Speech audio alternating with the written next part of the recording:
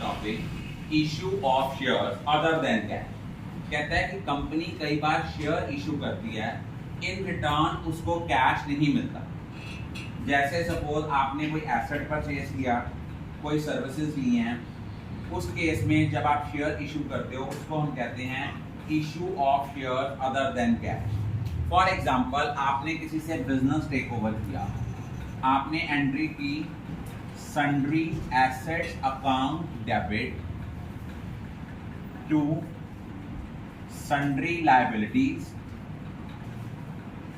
और सपोज आपने जिससे बिजनेस खरीदा उसको हम क्या बोलते हैं, वेंडर।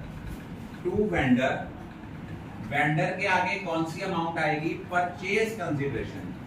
परचेज कंसिडरेशन का मतलब होता है कि एक कंपनी ने दूसरे पर्सन से बिजनेस कितने का खरीदा। फॉर एग्जांपल, आपने एसेट्स लिए 10 लाख के, लायबिलिटीज थी 2 लाख की, लेकिन आपने बिजनेस खरीदा 12 लाख का। अब आप देखो कि आपके जो है नेट एसेट्स कितने हैं, 10 लाख में से 2 लाख गए 8 लाख, लेकिन आपकी परचेज कंसिडरेशन की अमाउंट ज्यादा है। अगर आपके नेट एसेट्स की अमाउंट परचेज कंसिडरेशन के कंपैरेटिवली कम है, तो जो आप ओवर एंड एक्सेस पे कर रहे हो that is because of goodwill. Means अगर आपकी डेबिट साइड शॉर्टर आती है तो ये आपकी क्या है, गुडविल। अब देखो मैंने क्या बोला था, टेक्निकल टर्म में आपके नेट एसेट्स थे, 10 में से 2 गए, एसेट्स में से लायबिलिटी गई, तभी नेट एसेट्स आते हैं। नेट एसेट्स हैं आपके 8 लाख के, लेकिन आपकी परचेज कंसिडरेशन कितनी है, 12 लाख की। तो 12 लाख और 8 लाख का जो डिफरेंस है, अगर आपकी परचेज कंसिडरेशन की अमाउंट ज्यादा है as comparative to net assets, then the difference will be transferred to goodwill.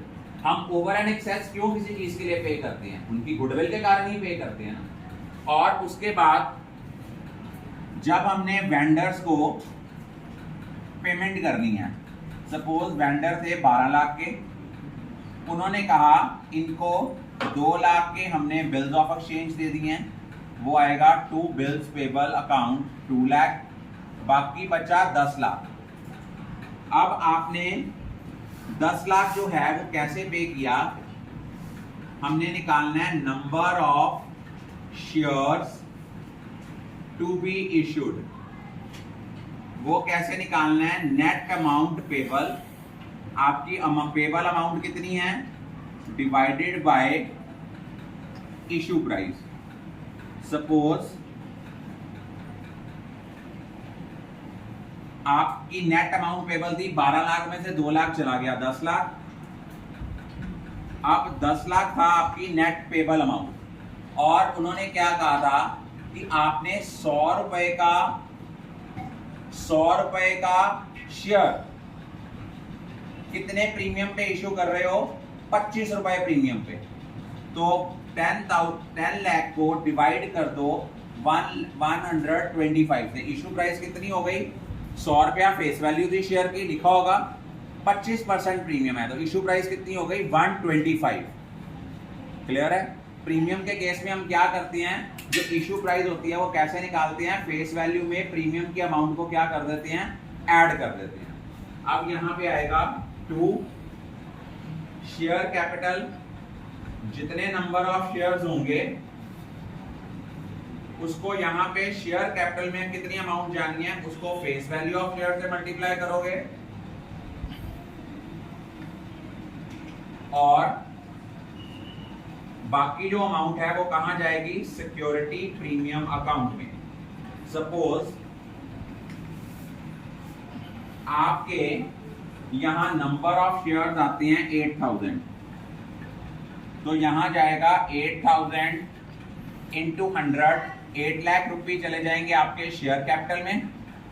Security premium में अमाउंट जाएगी 8 लाख, 8000 इंटू 25, अप्रोक्सीमेटली सपोज ये आपकी 2 लाख रुपए यहां चले जाएंगे। Is it clear. अगर आप लोगों ने किसी से बिजनेस बाय किया है, हम एंट्री क्या करते हैं, sundry assets account debit to sundry liabilities to vendor. Vendor के आगे अमाउंट कौन सी लिखते हैं, परचेज कंसिडरेशन की। अगर हमारे नेट एसेट्स कम है as comparative to purchase consideration, तो डिफरेंस होगा गुडविल। मींस अगर डेबिट साइड शॉर्टर है तो गुडविल, क्रेडिट साइड शॉर्टर है तो कैपिटल रिजर्व। उसके बाद वेंडर को पेमेंट करनी है, तो एंट्री क्या आनी है, वेंडर अकाउंट डेबिट। उसने कहा उसको 2 लाख के बिल्स ऑफ एक्सचेंज दिए हैं, 2 बिल्स पेबल 2 लाख।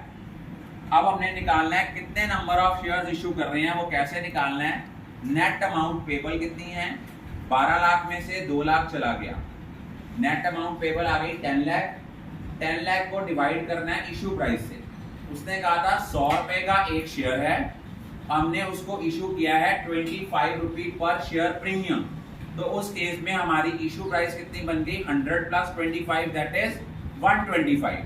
तो 10 लाख को 125 से डिवाइड किया। सपोज अप्रोक्सीमेटली मैंने किया है कि सपोज आपके नंबर ऑफ शेयर्स आ गए 8000, तो 2 शेयर कैपिटल में कौन सी अमाउंट जाएगी, 8000 इंटू जितनी उनकी फेस वैल्यू है, फेस वैल्यू 100 है, 8000 इंटू 100 कितना चला गया, 8 लाख रुपीज चले गए आपके शेयर कैपिटल में, और बाकी ओवर इन एक्सेस कहाँ चला गया, सिक्योरिटी प्रीमियम अकाउंट में। क्योंकि कभी भी शेयर्स जो हैं वो डिस्काउंट पे इशू नहीं होते, या तो शेयर इशू होते हैं एट पार या होते हैं at premium. I think all of you are clear about.